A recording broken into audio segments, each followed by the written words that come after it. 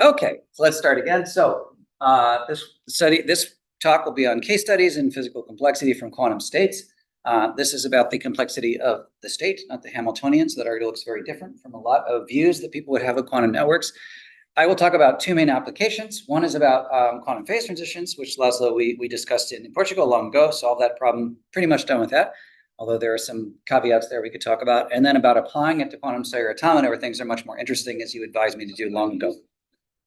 Okay, great. And why do I have pictures of the brain on this the background of the slide? The reason is I'm going to use quantum mutual information for my adjacency matrix for experts in the audience, and this is directly from what we do for brains. We use a mutual information network for brains. Okay, it's one of the kinds of networks we use anyway.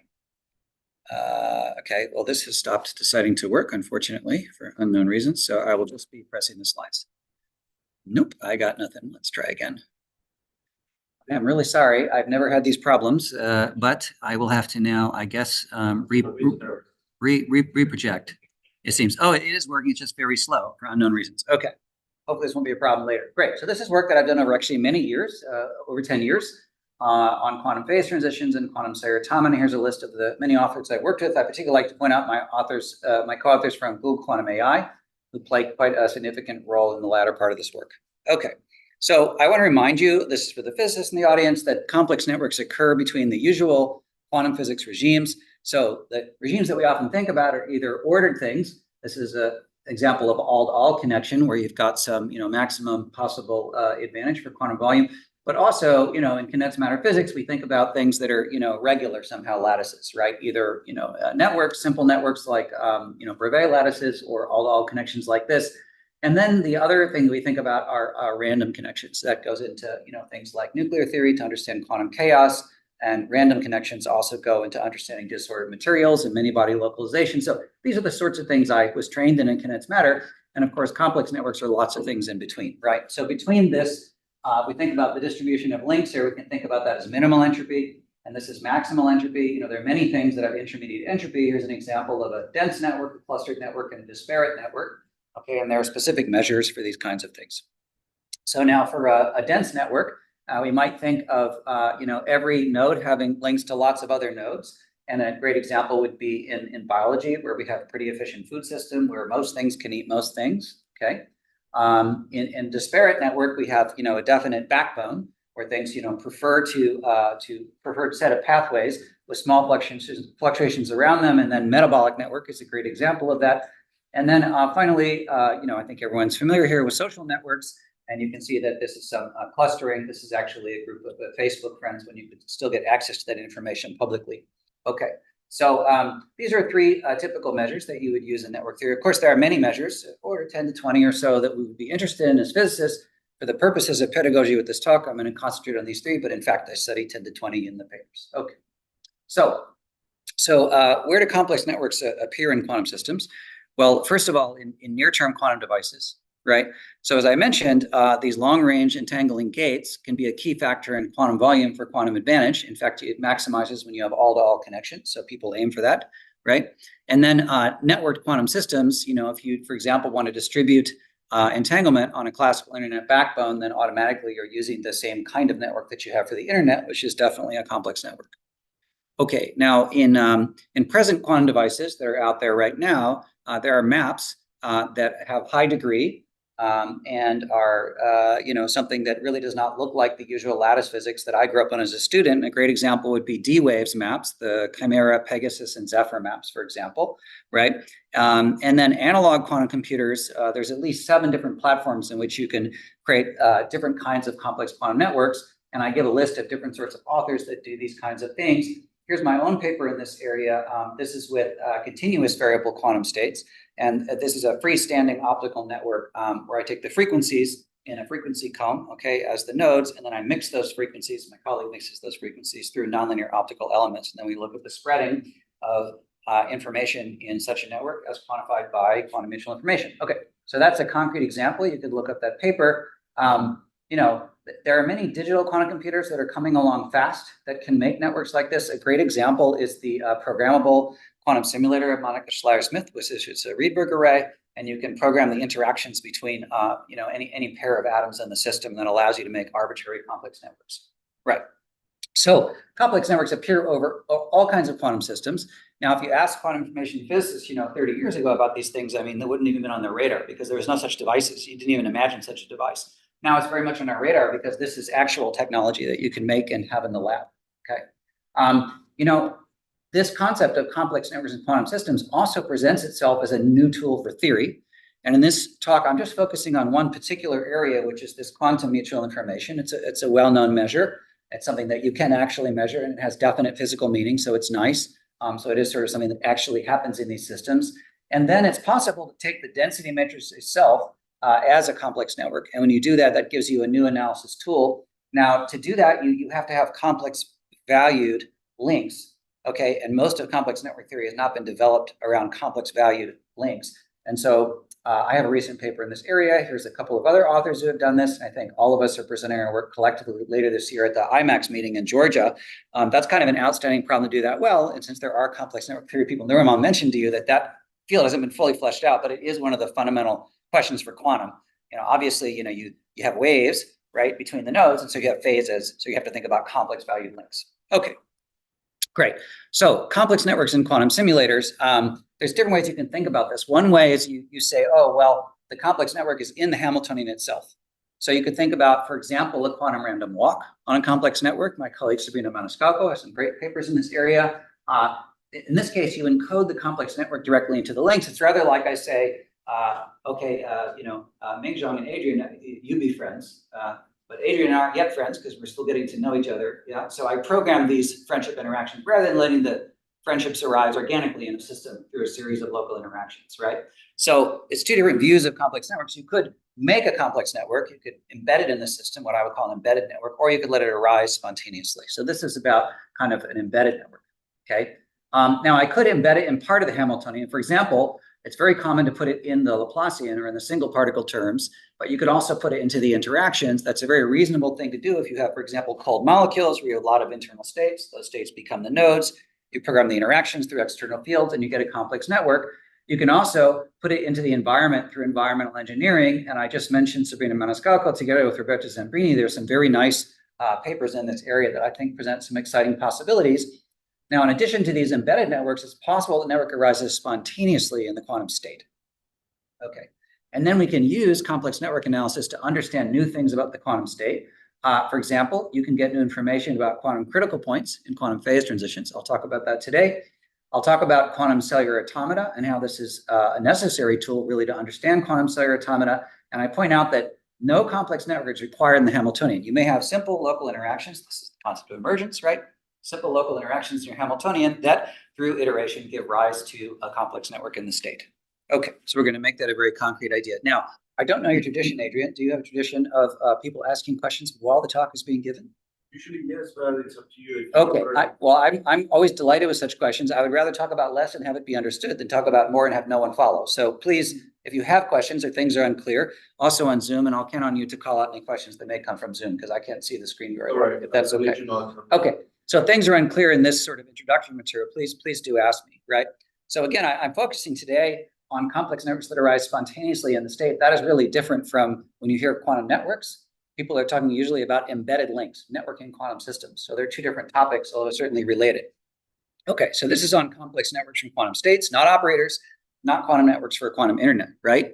So just to remind you of how this works, you start with a density matrix. In this case, we're going to do closed systems. Why are we doing closed systems? Because we don't understand open quantum systems very well. And if I do open quantum systems, the basic theory is maybe just starting to work, okay? And we could talk about that at the end if you like. So everything's going to be closed systems. That's the model for quantum computing right now. It's all closed systems, actually, right? So this is the density matrix I take as the outer product of my states, right? I take a partial trace over some part of the system, and I end up with a density matrix, which is a mixed state out of this pure state, right? And for example, if these are qubits, that's just a 2 by 2 matrix. Yeah, so this is a 2 to the n by 2 to the n. That's a 2 by 2. It's a massive partial trace. Okay, that describes this subsystem J. I then calculate the von Neumann quantum entropy, which is the minus trace rho log rho. And to remind you, for those of you that maybe haven't seen quantum entropy, maybe listening from Zoom, just to clarify, this is no different than the Gibbs entropy, right? Minus sum over I, p sub I log p sub I, except instead of having a vector object p sub I, you have this row, and this row is a matrix object. It's a higher dimensional object, probability object, that leads to new properties in the entropy, and that's actually what's essential in quantum information with the new correlations. Okay, so this quantifies entanglement. It's non-additive, very importantly, right? And from this, you can construct the quantum mutual information, which will be our adjacency matrix. And the quantum mutual information, it is the entanglement of, say, spin or qubit J with the system plus K with the system minus the joint entanglement of JK with the whole system. What remains is the mutual information between J and K. That's the idea. Okay. Now, this is a two-point quantum measure, so it does capture some non-locality. That's very important for phase transitions, for example. And secondly, you can formally show that it's bounded from below by all two-point correlators. Why does that matter? When you know what phase transition you're looking for, then you know which two-point correlator to look at. But if you don't know what phase transition you're looking for, you actually don't know. And there can be many sectors. For example, in the Ising model, you already have XX, XY, XZ, right? YY, ZZ, YZ. Okay, so there's 6 sectors. By the time you get to cold molecules, where your QDIT is dimension 144, there are many, many, many, many sectors. This would capture all of those together at once. So there is an actual advantage for condensed matter physics already. Okay. As I say, it captures the most essential feature of quantum phase transitions. Plus, this is a natural generalization from things that we use in neuroscience, the mutual information that we use on the brain. Okay. So it will be sparse, right? These matches, because how you presented it, it's typically, if it's a quantum computer, then it will be dense. It will be M by M, because all states are identical. Right. So this will be a weighted. This would be a weighted complex network, so it will not be sparse. But it will be dense in the sense that all links are fully connected. Not fully connected, in the sense that it's a weighted network and there aren't many zero elements. But keep in mind, in quantum information in general, there are many entries in this matrix that will be extremely small that can be neglected. So you could choose to threshold if you wanted, which is what you would certainly do in a real physical network. You'd threshold all that small stuff and just get rid of the noise. When we do information compression in quantum systems, we typically threshold a great deal, and that wins us an exponential advantage in the space. And that's the basis of tensor network theory, which is, of course, Adrian's specialization. And that's kind of underneath a lot of my thinking here. So even though it looks dense, in fact, much of it does not matter. So I will show you some things. Yes. And you guys are asking questions ahead, which is good. Okay. So let's get to it. But yeah, I don't know if you'll have as much information as you want, but I'm happy to follow up with some details, because this is supposed to be a general talk accessible to everyone. So, okay. So this is a undirected weighted adjacency matrix, which does not permit self-connection. So no self-weights, right? And so it's symmetric. The values I've normalized to be between 0 and 1, and then the diagonal elements are 0. Okay. So just to clarify what kind of matrix this is. So network measures quantify the structure of connections. So like I mentioned, density, all right? And for the moment, I know you didn't like this when we talked long ago in Portugal, but there's a reason I do this. I take an average density for the moment. I'm not going to look at the distribution. We can look at that later in a later slide. But right now I'm going to average over the network density, okay? And then I'll calculate the average clustering coefficient, which looks something like the trace of the matrix cubed, okay, appropriately normalized. And then finally, I'm going to look at the average disparity in particular. Later on, you're going to see I'm going to look at disparity fluctuations to look at rearrangements in the backbone when I do dynamics. Okay, so pedagogically, we discussed that we focus on these 3 different measures, on density, clustering, and disparity. And now we're going to pursue that. I'm just going to show you a couple of slides for quantum phase transitions before we get into dynamics. So let me pause here before I show some slides. Is everyone okay with the complex network ideas, both in Zoom and in the audience in the room? Any questions you'd like to ask? Disparity is a kind of the equivalent of the second. Yeah.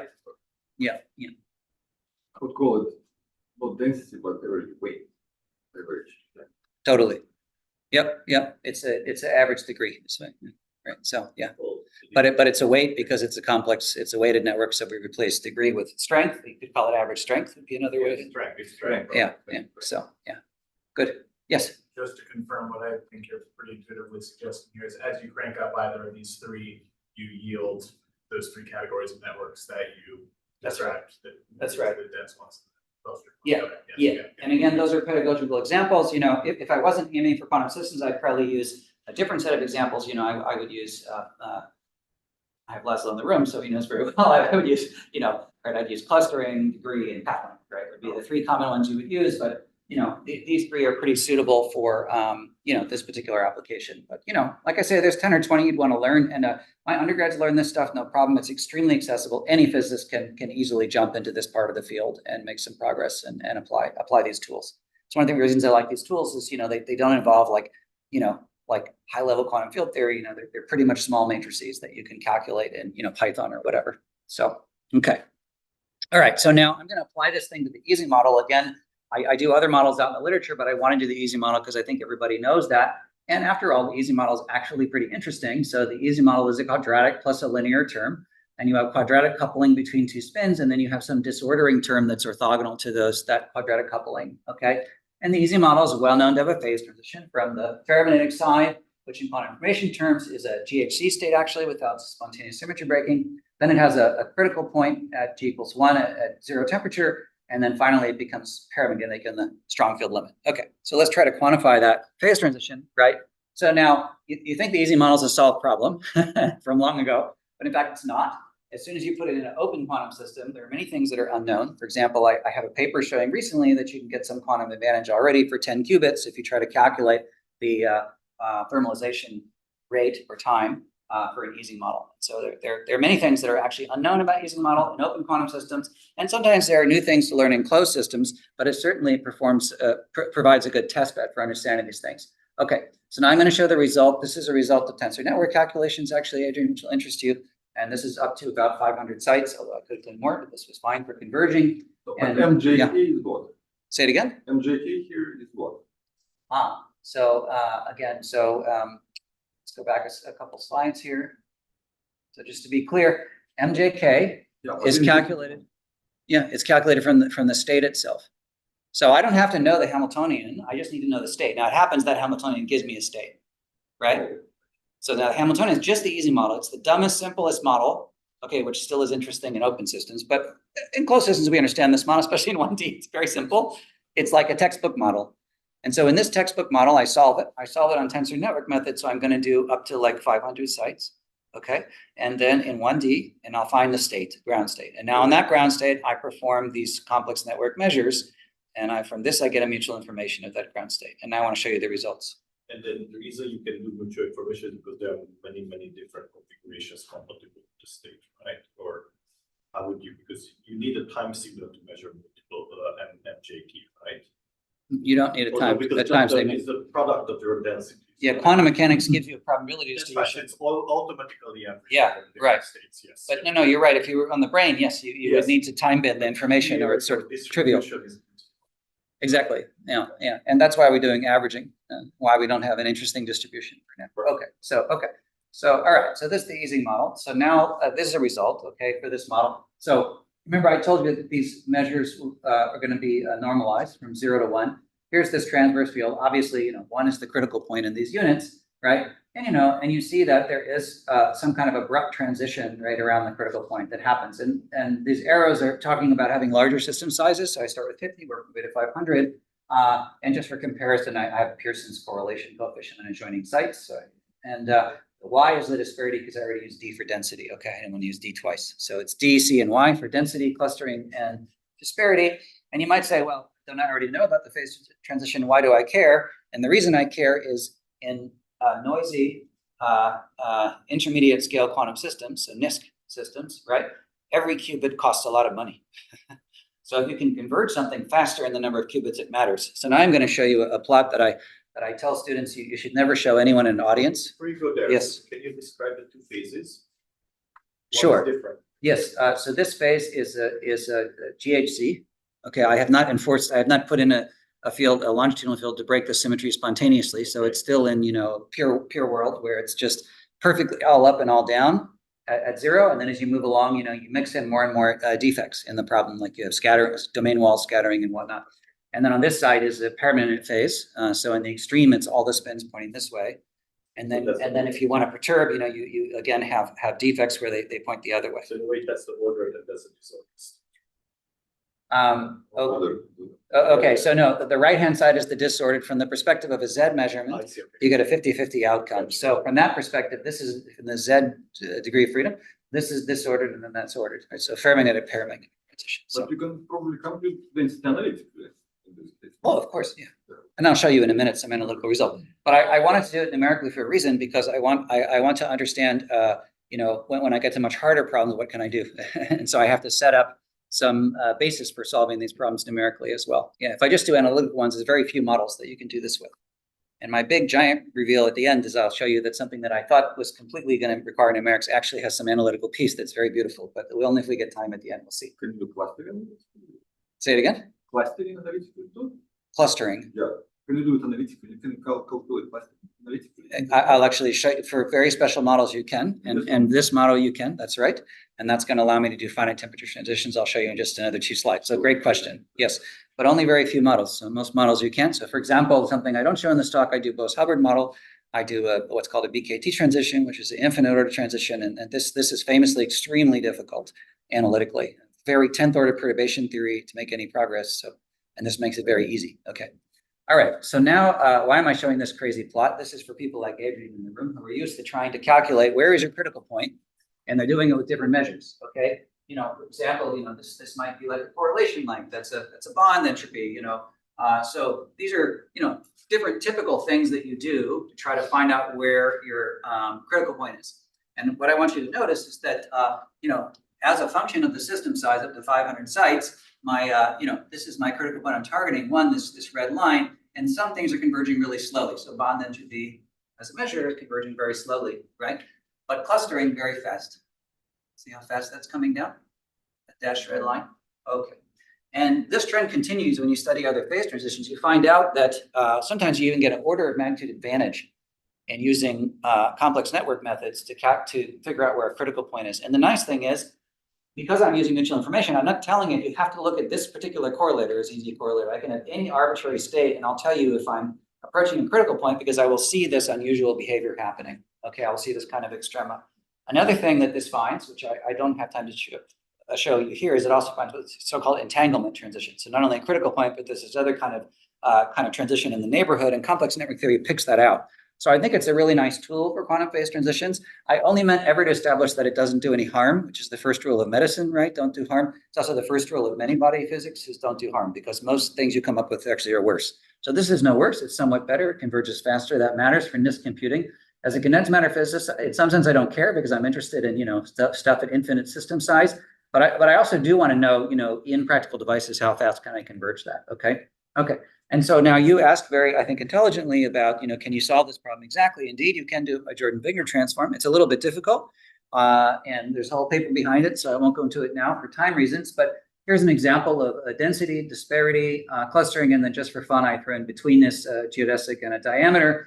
And so here, I'm sorry, I changed the name from G to H, I just noticed. But here's the critical point at 1. Here's the temperature, and now you can see the features of what's called the quantum critical fan.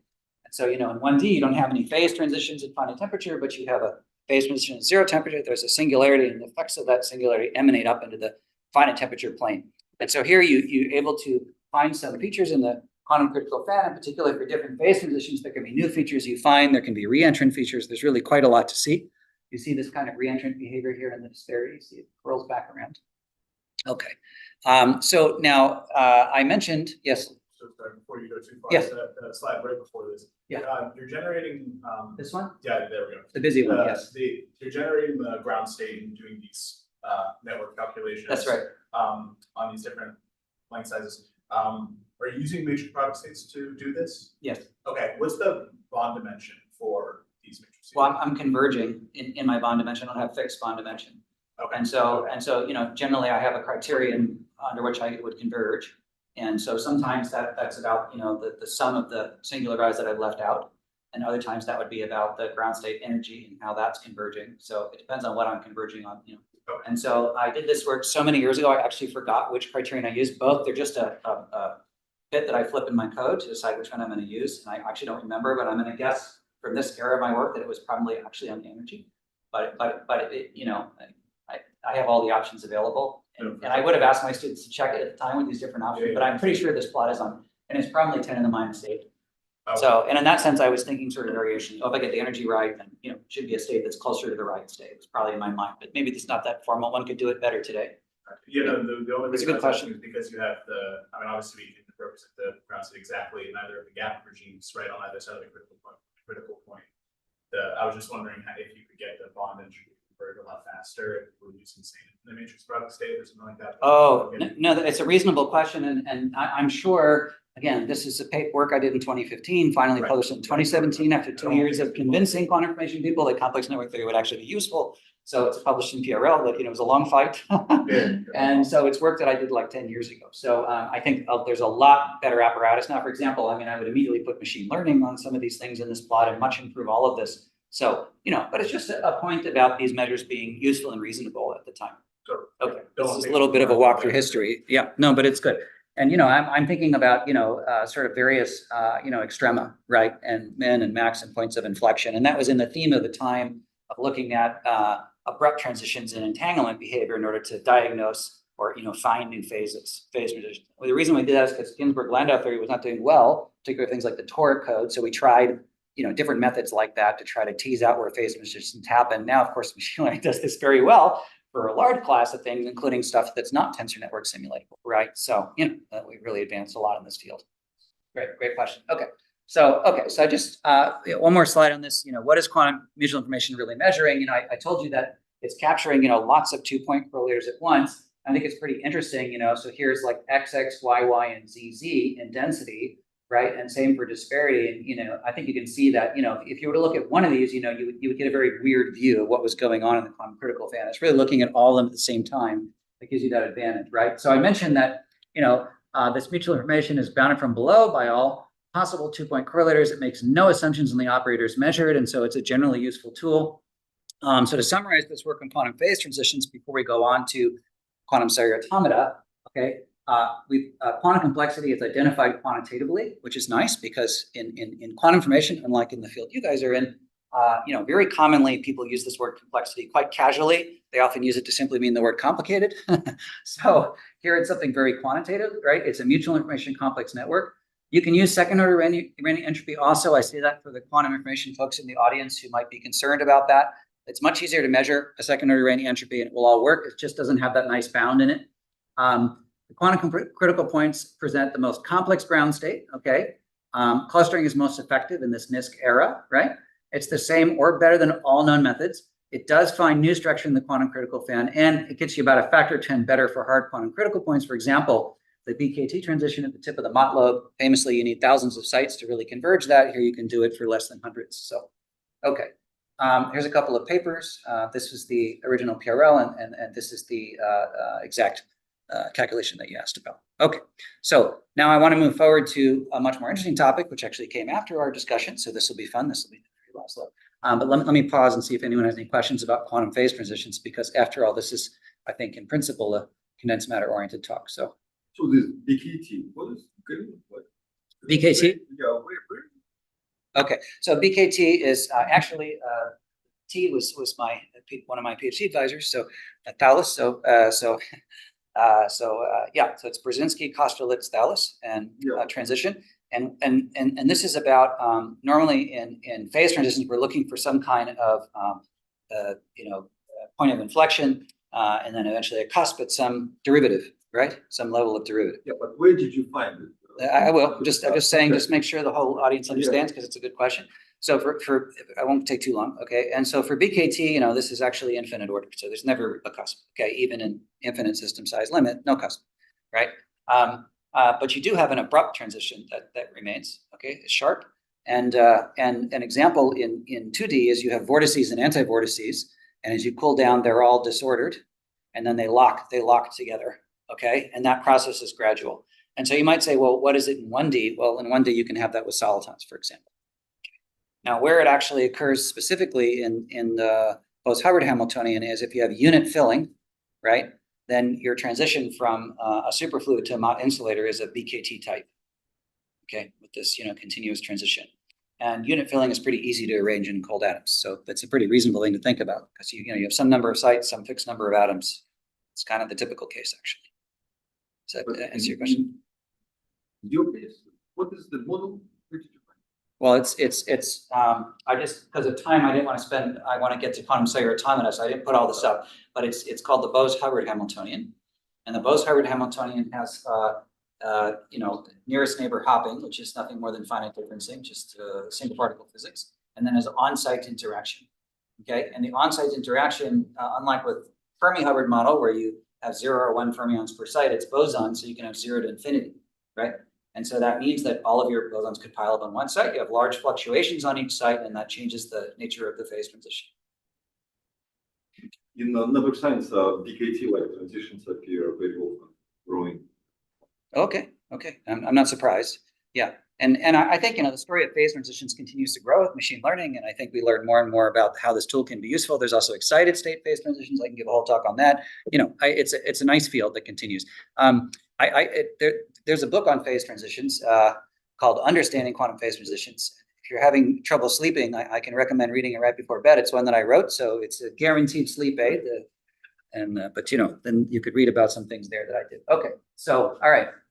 So let's get to complexity. And now I feel a little embarrassed to present these slides in front of such a top complexity science group as at Northeastern, and you can call me on anything you don't like, but I think it's important for physicists to have a general sense of what complexity is, because the term gets used pretty casually. So in the same sense that as physicists, by chaos, we don't mean noisy, actually. In fact, chaos is hidden order. It's sort of not noisy, right, in some sense. Complexity doesn't mean complicated, right? So we do have a precise notion of chaos. What about complexity? So if you get nothing else from this talk as a physicist, you should get the idea that physical complexity does not mean complicated, okay? Right? So now when we talk about complexity, it's very common for physicists to think about algorithmic Kolmogorov complexity. And loosely speaking, we can talk about, to understand that, we can talk about what's the complexity of a number. For example, pi, hopefully you see Amicus, there's an infinite bit string, right? So you might say, oh, well, that's an infinitely complex number. I can't compress that. I need every single digit. But in fact, you can generate pi from simple series. Here's the very first product series in history written down, 1593. We have the series, and that's already an algorithm for generating pi. So we would say, oh, pi has low complexity because its generating algorithm is simple, right? And that idea of quantifying something by the amount of code that you need to write it, that's essentially what goes into algorithmic complexity. Now, I want to emphasize computational complexity versus physical. For some reason in quantum information, and I think because of Peter Shor's wonderful work, we're completely obsessed with one particular axis of computing, which is what computational complexity class are we in, as if that's the only thing that matters for building a computer. Of course, that is not true. Many things matter for building a computer, like bandwidth and memory and energy use, right?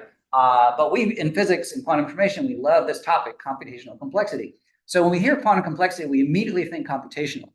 But the rest of the world, almost the whole rest of the world, when they hear the word complexity, they don't hear that. They hear physical complexity. That's what we're talking about today. We're not talking about computability or efficiency.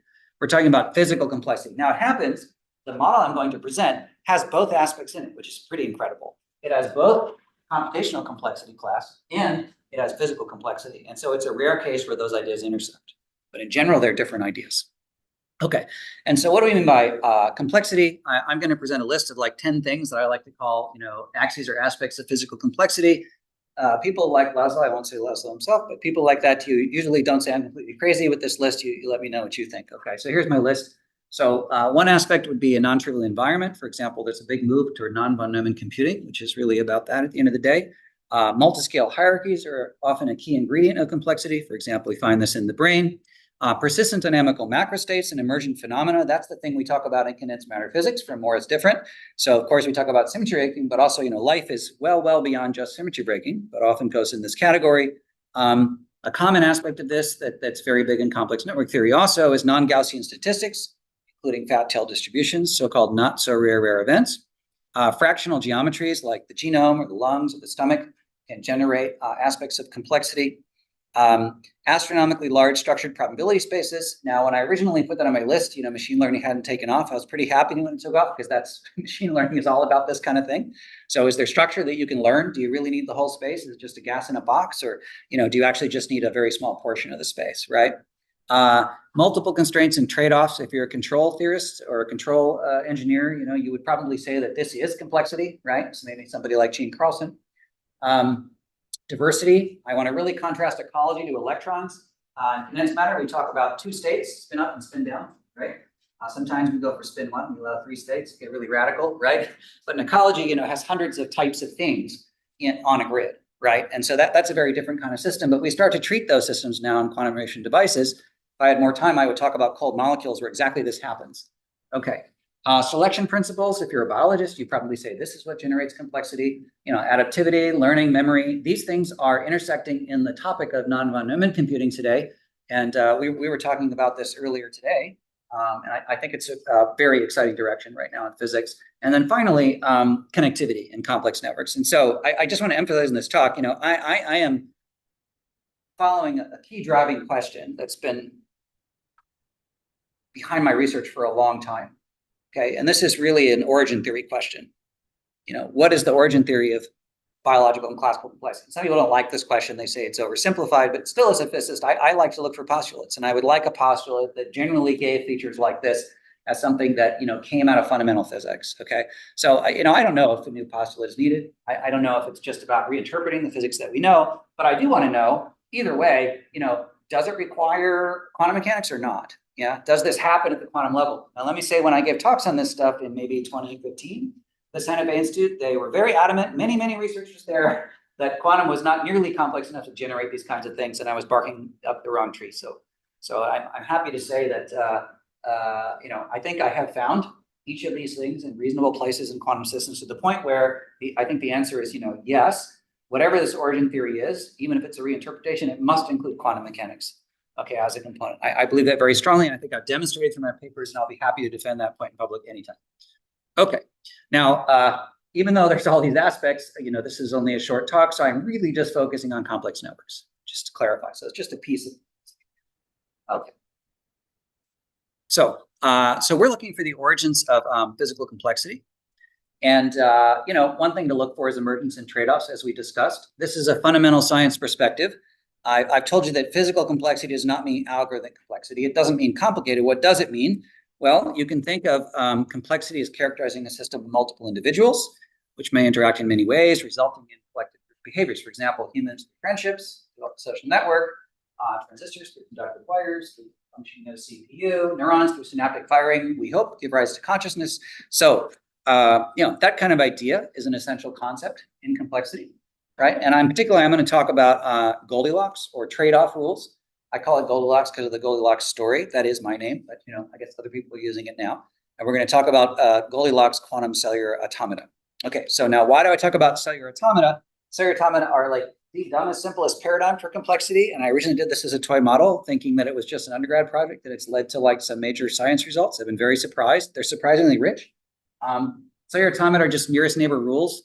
And they're, from the condensed matter point of view, they're 3-body rules. So instead of 2-body, like tight binding, you have 3-body. And 3-body is, this middle bit is going to, on the screen error, will do something according to the state of its neighbors, and they look left and right. Okay, so from the quantum perspective, you can think of them as generalized Toffoli gates. It's like a CCU instead of a CCX.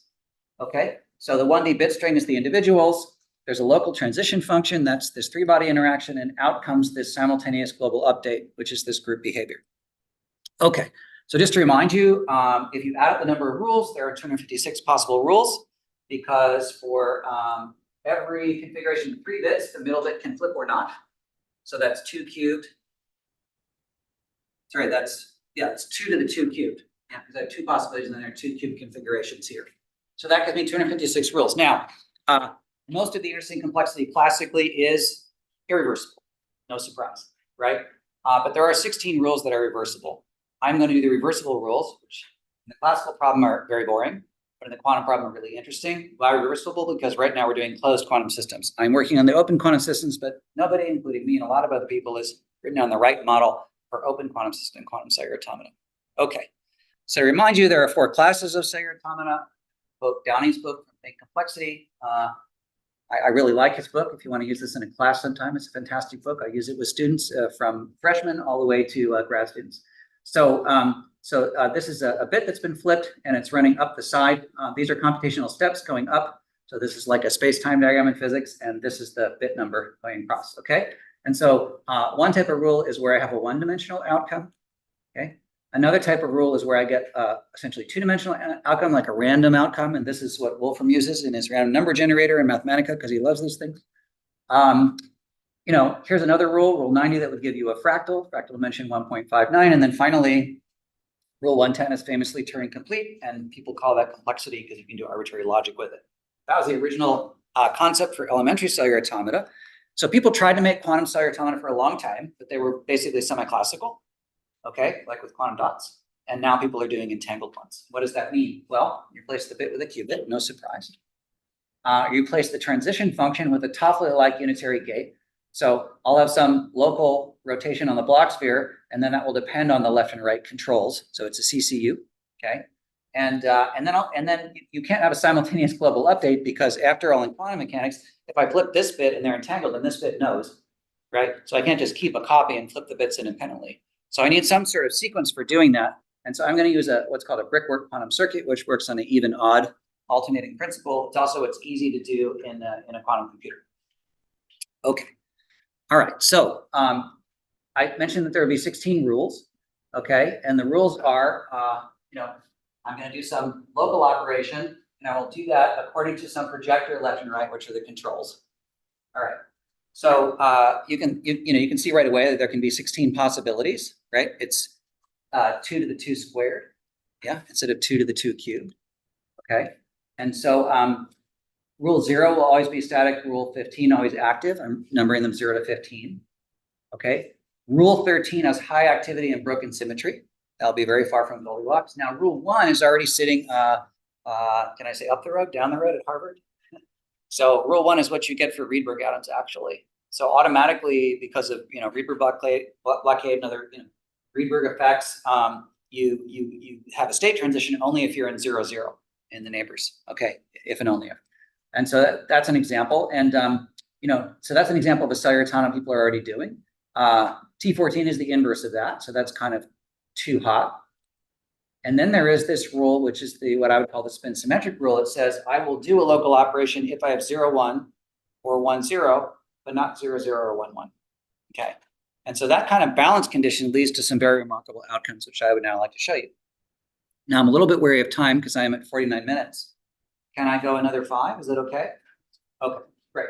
So here's some outcomes. So these are exact diagonalization simulations. 19 qubits. 19 is just for convenience. We can do more, of course. And then these are circuit layers, where those circuit layers are put together in that brickwork circuit that I mentioned. And I'm going to run up to 54 layers, and then just for fun on the top, I'll run up to 10,000 layers. Okay. And one thing you'll notice is this is the average spin on each site, and this is the average entropy on each site. And you'll notice that for rule 6, you get persistent dynamics out to very late times. Whereas for a rule like 13, you clearly equilibrate to something that, if you look over here, is very high entropy, right? So basically something kind of random. And then, rule 1 has some activity at late times. You can even see it a little better in the entropy, but much less. Okay. So now, if we were doing many-body physics, the many-body physics that I had grown up on and that I trained on, this we kind of stopped here. And we wouldn't really have a lot more to say than this. But in fact, we have now these complex network tools. So I'd like to show you what happens when I use those and what kind of information I can get about these different rule sets. Okay, so first of all, I want to show you what happens for a GHZ state, right? So if I take a GHZ state and I look at a complex network picture of it, that's what it would look like. Here's a random state. The thickness of the line is about the thickness of the weight, and then the nodes are qubits, by the way. Okay. So you see that GHZ states are actually very simple, right? And random states are also sort of simple in some sense, okay? And we see that in a rule, this is a snapshot in time of rule 6. We see that in rule 6, do you see these clusters forming, these kind of little communities here? You see how in rule 1, there's some clustering, but not as much? That's already a hint. So these are just pictures. As physicists, you may not be used to looking at these. These are nothing more than relaxation with some kind of effective springs between masses, where the masses are the same and the springs are related to the weight of the complex network. And then I relax that numerically. And this is a thing that biologists love to look at and people in complex networks like to look at. And now I want to show you some, kind of overall measures on this sort of system, right? And the first one is going to be the node strength. So Laszlo, you asked me about distributions. Here we go. So, okay. So if I ask about the distribution of node strengths, you notice this is a log-log plot. Now the color coding is the same as before. So this Goldilocks rule is the red one, this rule 6. This is the just right rule. And you see T1 and T14 are the things that are closer to those Rydberg models, which, by the way, are many-body quantum chaotic. You can show. And then here's the ones that are really equilibrating fast. And you notice that, rule 6 certainly has this quite remarkable tail. Okay. Yes. Can you derive local quality or just a numerical observation? Numerical observation right now. I'd love to be able to derive it. And I have some hints about how to work toward deriving it. I'd love to discuss that with you. But let's see if we can get to the slide at the end. Okay, now we look at the clustering. I'm going to show you clustering as a function of time and also clustering as a function of system size to do finite size scaling. And you'll notice that, again, rule 6 has much higher clustering, and the clustering stays high as you grow the system size. That's very important. Okay, so it's persistent clustering in both senses of the word. And then finally, I mentioned earlier about disparity and how we look for rearrangements of that backbone.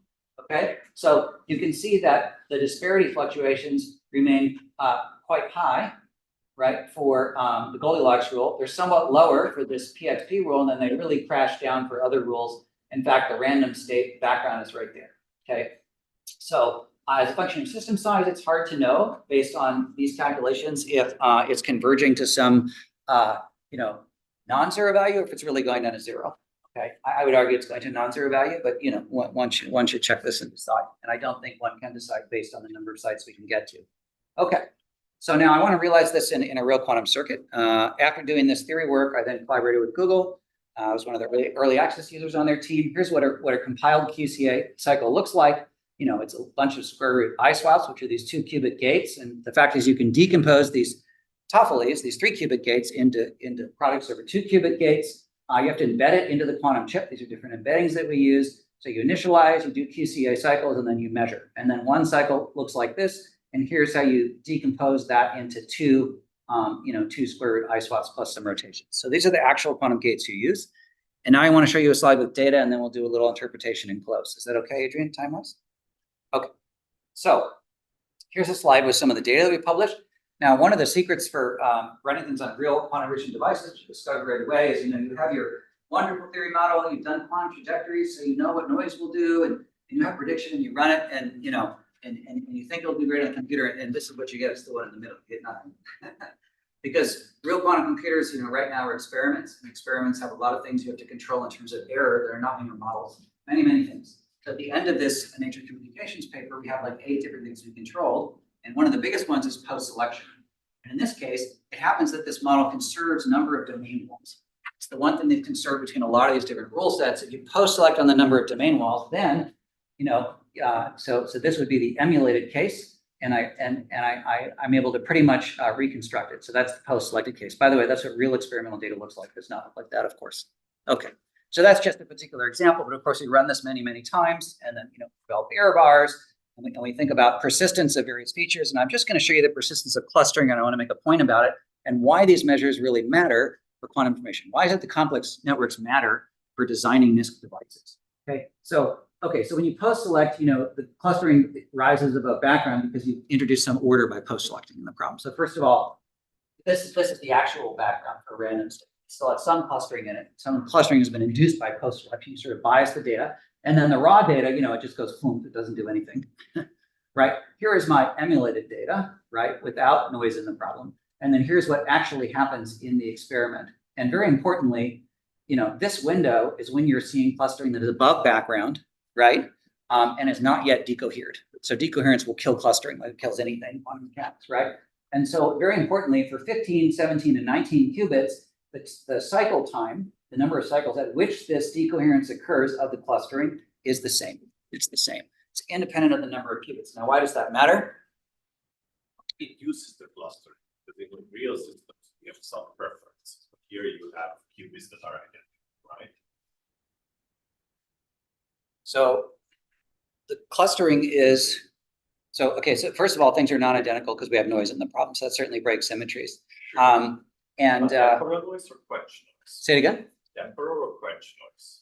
Temporal or quench noise? Yes, quench is something that is assigned to the nodes themselves. The working noise. And temporal is not just, it's like thermal noise. I guess it's both, I guess is the answer. So, but in a quantum system, you have noise because every operation that you do is imperfect in some way. So you're losing a little bit. But basically, how this works is let's do random depolarization noise. So when I apply a gate, I have a small probability of the qubit flipping the wrong way, okay? And it can do that in X, Y, and Z, okay? And so when I run this program many times and I average, right? And on average, I get this noise that you're seeing in this picture. So these are domains who are kind of flipping, not flipping, but kind of acting together. That's right. So it's 1 qubit and 2 qubit domains that cause the noise. And then clustering will certainly, like modification, the clustering would be completely symmetric if I didn't have that noise in the problem. Yeah, and that's why I was looking at averages before.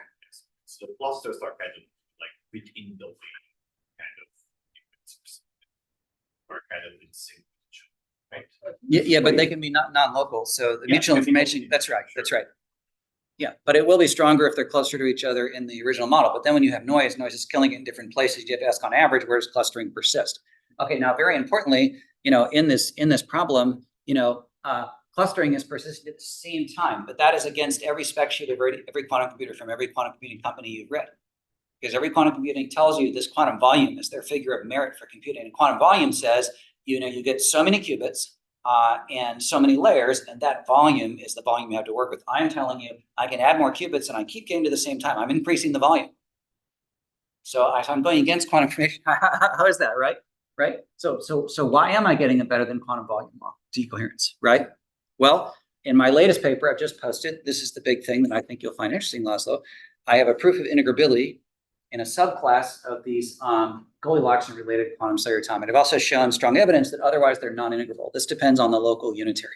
But in the class of unitaries I use here, I happen to use a thing called Hadamard, where I go from the North Pole to the equator for my local unitary. That is an integrable case. So it may be that this, beyond quantum volume sort of idea is due to the integrability, or it may be that it is not due to the integrability. Okay, and this is an open question right now. So that's the first comment I want to make. The second thing is that, in integrability, I'm able to obtain 13 conserved charges on 5 contiguous sites. This allowed me to predict the dynamics of correlators for large systems. Because that's an exactly solvable problem, I can now go to hundreds of sites, and I can see these effects persist to very large system size. Okay, and that's very important. There are many surprising dynamical outcomes. You may want to look at recent Google or IBM measurements to determine quasi-local conservation laws in many-body localization based on correlators like this. Once you get correlators and you understand these relationships, you can start, predicting these conservation laws. So, right. So there's an open question.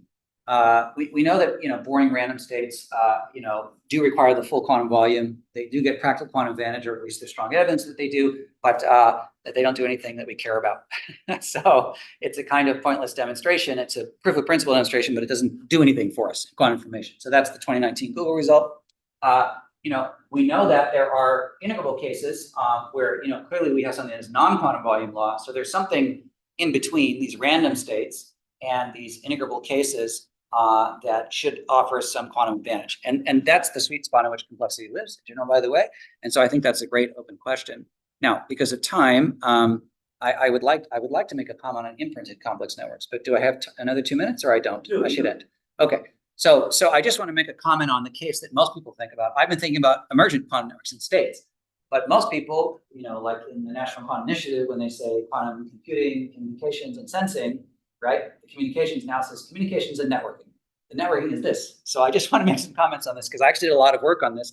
In fact, some following up on questions you asked me a long time ago. So first of all, I did a discrete variables calculation, and I show that I have shown in separate work that imprinted complexity does not in general lead to emergent complexity. So that's a very important point. So I did that in spin networks.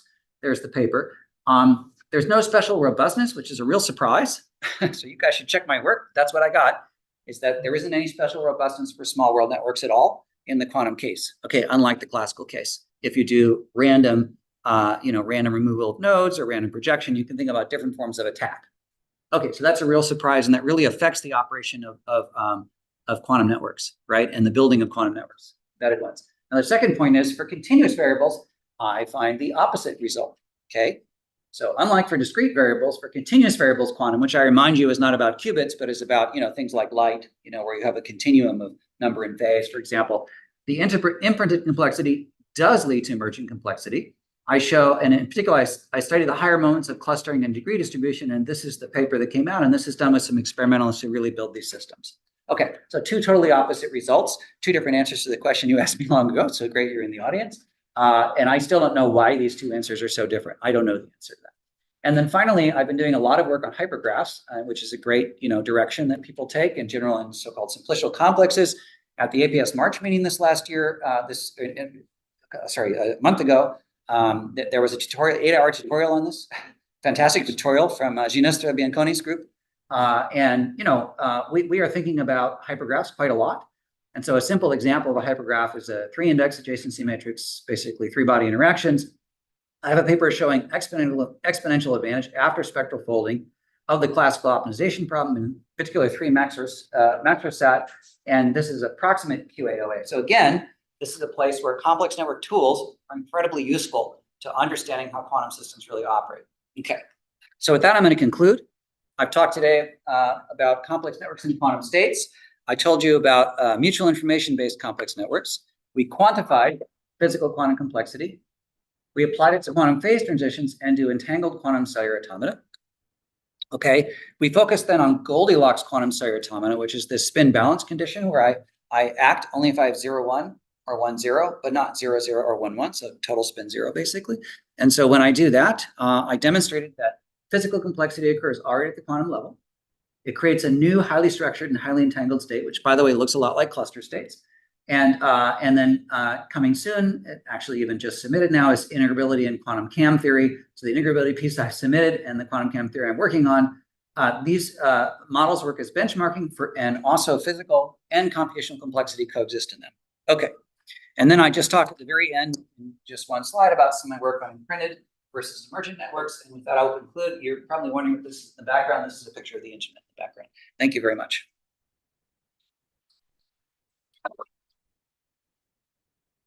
Great audience. Thank you for the questions. Can I address any others that people may have, for example, online or? Anyone in the online audience? Please unmute yourself. And if they don't, I'll say things about tensor networks if you want. But there's some real surprises. So, quick question: when you do the simulation with quantum cellular automata, what's your initial state? Right. So it's a wide variety of initial steps you could take.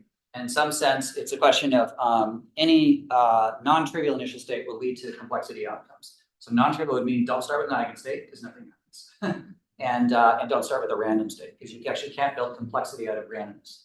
But this is not Hamiltonian X, right? It's not Hamiltonian kind of you're just.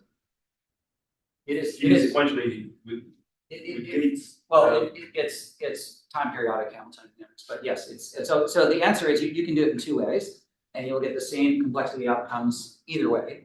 And so one way is you apply the gates in circuit layers, and the other way is you do continuous time evolution. So whether you do continuous or pulsed time, you can think of the quantum circuit version as just the extreme trotterization of the continuous time, and then you can do a limiting proof. In fact, my colleague Halpern did that. She did a little proof. I don't think we published, but easy to show that the integrability results must limit the same either way. We have not done that proof for non-integrability results. I guess we ought to do that. And it's not a priori obvious that just because of integrability in discrete time, you should in continuous time or vice versa. In fact, for examples where that doesn't occur, logistic map is a great example. Go from integrable to chaotic just by discretizing. It will be the time evolution of a very strange time, right? It will be the log of your. No. It's just trotterization of a simple Hamiltonian. So and the simple Hamiltonian is it's just 3-body interactions. Right. So if you take 3-body interactions and you trotterize, then you get this brickwork circuit, right? So trotterization in particular is the brickwork circuit. Now, if I do a sweep instead, that's not typical trotterization, but it will also show these same complexity outcomes. So complexity seems to be pretty generic. Having proven this integrability thing with my colleagues on the front slide, I have to say I'd like to come back and check a lot of the integrable versus non-integrable cases, and I'm starting to do that now because I didn't happen to choose gates that are non-integrable. Now, what do these gates look like? Easy to understand, right? If you think about the Hadamard gate, and so you're going to have some signs on the left column and the right column for the 2x2, right? If you just switch those columns, that then becomes non-integrable. So the gates continuously connected to Hadamard are integrable, including just the X gate, right? And then if you switch them, those are continuously connected to non-integrable.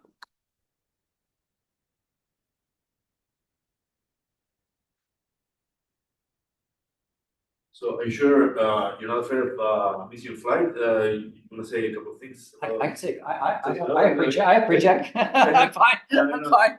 I don't think I'll miss it. Yeah. So go ahead. Sorry, I just want one follow-up to what you just discussed with it. Just check for understanding is you had this T6 rule that you applied to the QCA, and was it that rule is analogous to what we would call a Hamiltonian. It's the thing that's encoding the interactions, right? And that's what's Correct. leading. That's what you were just talking about, how Correct. he was saying it's a strange Hamiltonian, but not really. And then that's what determines this in a time evolution sense, how you evolve the state, right? Yeah, Is yeah. that- okay. So you want to write it in Hamiltonian form, it'd be sigma plus plus sigma minus, or it's like a sigma x, okay? It just has to As an have a example, two-value term. Yeah, times a number to the operator to the left and the right if you want to put it in number terms. Right. So I But could because- say, yeah, But because you're casting it in terms of cellular automata, you put it in terms of these Right. This that T6 rule. Right. And it was that particular rule that leads to the clustering within the state. Is it like if you used another rule, you wouldn't get the clustering signature that correct. came above the Yeah. baseline? Yeah, and it's not only clustering, it's other features too. I use that as an example, but it is the standout feature. Plus, we know from quantum phase transitions, we know that it's a very useful feature. So, it's reasonable to try clustering, but of course, we tried many things. Right. That's an easy one, and it's a nice diagnostic, but it's not the only one. And in general, complexity is not the signature of complexity is not one thing, right? You can yeah. So it's not the only one, so, but then is there anything common to all of them that lead to interesting behavior? Oh, all the different rules? Yeah. No, because some of the rules just rapidly thermalize. They don't do anything. No, I mean, when you get this kind of strong clustering and then log normally looking at degrees or strength distribution. Or are there other features? Yeah, no. Are there any other rules that lead to similar I understand. interesting Okay. complex network key Okay, so structures? right, so the TXP rule or T1 and T14 do it, but to a lesser extent. And then if you do rules that work on a larger neighborhood, they do that plus they do other things. They actually get more interesting. So for example, What's common to all of them? these features that I just displayed, this complexity feature is measured by complex network. Yeah, but within the rules themselves, there's nothing common to. Well, one common feature is symmetry considerations. And I think we know that for cellular automata in general, that when you have certain symmetries in a cellular automata, then it generates physics at large scale and long times, right? And in fact, Norm Margolis that told me this a long time ago in a meeting with him, and I didn't, maybe I didn't fully listen to him at first because it took me some years to come to the conclusion that yes, Norm was right all along. So, but he really is at the origin of a lot of these cellular automata ideas. And he said, yeah, we should look for symmetry, and I think he was correct. So even if we're talking about like a 5-site rule instead of 3-site, where I have quantum tangled cellular automata, solitons, I have a lot of things that happen. I have emergent structures and many more things happen than this. It starts to look more like game of life, always game of life. It gets more interesting. But it's also true that it is these symmetry type rules that produce these things. If you have rules that break symmetries, then they tend to equilibrate very fast, or they tend to do, for example, at best, they'll be many-body quantum chaotic, but they won't generate complexity. Basically, in connection to the real world, to model reality, but I think that there's rules that lead to interesting behavior, sort of evolutionary selective. Correct. Yep. And that's a common postulate that evolution is somehow selecting on these rules that, for example, would border between order and chaos, things like that. They would aim for Lyapunov exponent 0. I like these arguments. I don't know of any, we haven't run any evolutionary algorithms on this. That would be a great next step to do. There's a lot of things you can do now that we understand the mathematical structure of quantum cellular automata. We did not know why we had these long coherence strings for a long time. We think we know why now, but we need to do some more checks. But at least we've proven the integrability. So that was a many-year study. Please talk about Tensor networks. Okay, so now surprise is, I expected very early on that these things would be easily modelable by tensor networks, and I could go to very large system size, and it's completely not true. Whatever you set your, so you could set a fixed bond dimension, and then ask that, how long can you go before the sum of the stuff that you're leaving out becomes too big, right? And yeah, that's very fast. That's very fast. So you actually hit your threshold, within some few time steps typically. Depending, of course, on your initial state, other factors. And so I've found tensor networks surprisingly not useful for these systems. Now, maybe this will be in the class of things that machine learning can handle that's beyond tensor networks. And that's an interesting question that we haven't tried yet. So there are many open things here to ask about. And I don't know at the time that I did those studies, I didn't know what was integrable, what was non-integrable. I hadn't solved that yet. So I was trying lots of different rules. So I think it's generally true for both integrable and non-integrable rules. If I was to write a tensor network code that that kept the conservation laws of my integrability, I'm sure it'd be highly effective. I mean, I don't even need the tensor network law. You know, as long as I start with Gaussian state, I mean, I can just use pure big. So, so, you know, it probably depends on representation. But if I just use, you know, a blind representation of just spatial basis tensor network code that's highly efficient for all kinds of problems, you know, absolutely, yeah, which I think is interesting. So, in terms of getting, you know, the state being able to reproduce the results you showed at the very end, like it has the clustering, that threshold, and it's able to simulate. Well, I can't even get near that because you're already running up against the point where, you know, your norm explodes. Oh, okay. Yeah, so, you know, where tensor network is obviously bad, so unfortunately it happens very fast. I just know very little about tensor network, but Adrian told me that nothing can be done on NISQ. They're supposed to be very practical. That's some cases. So in these settings, we'll represent the past. Oh, and I'm sorry if I was answering in too technical of a way. Let me be clear again. So you can run tensor network code in which you use the whole Hilbert space, or you can run tensor network code in which you implement various conservation laws. And so you reduce the amount of Hilbert space that you need. So for example, you know, if my system conserves energy, that would maybe change how I evolve my tensor networks. Or famously, if the number of spin ups is conserved, so there's the number of particles then I don't need 2 to the n, right? I need some choose, and I have greatly reduced the Hilbert space. So in this case, for integrable case, since I have identified 13 conservation laws on up to 5 sites, I could implement those conservation laws, and then I could go to much bigger system size. But integral systems don't really require these methods because I can solve them exactly anyway. So, so I don't really need this for the integrable case. For the non-integrable case, I have only one conservation law that still holds this number of domain walls. I did not put that into my tensor network code. I do not think that will solve the problem. I could do that. What was the mutual information signature for your QCA, this results at the end? Was there a, right, because you have these different measures for complexity, the clustering and everything else. Did you do the mutual information on that state as well? I did, yeah, and I was showing that the clustering stays high, both as a function of time and system size, that the disparity fluctuations stay high. Another measure I didn't show here is that entropy fluctuations, in this case, bond entropy fluctuations, stay high, right? And we know from living systems that high entropy fluctuations is you know, strongly correlated signal with living activity, right?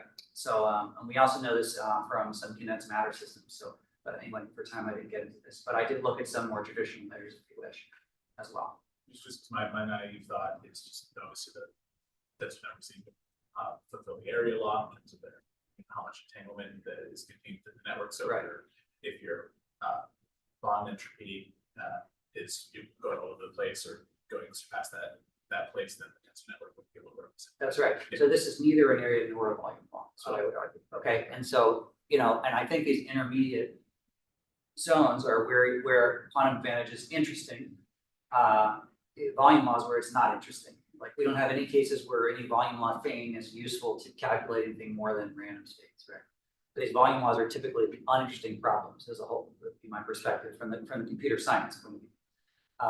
The area laws, of course, you can do in a classical computer. So it's the intermediate things that are interesting, and that is certainly the case here. Now, in what ways intermediate? How can I quantify that? You know, what exactly can I use them to do? Can they be a basis for, you know, optimizing some other computer science task that I'm interested in? I mean, those are all open questions. There are people that work on these things, like Matt Hastings, written a really nice review on different classes of cellular automata. You know, it's actually a pretty big topic now. So you referenced a like machine learning approach, so like neural net quantum states or something like that. As far as my education goes, those can handle more than the area. Correct. So that's what you're referring to, as why those may be useful for. Yeah, they handle a subclass of volume law states. Right. Okay. They need the room. Great. Conveniently, because I also have to go to the plane. So thank you very much.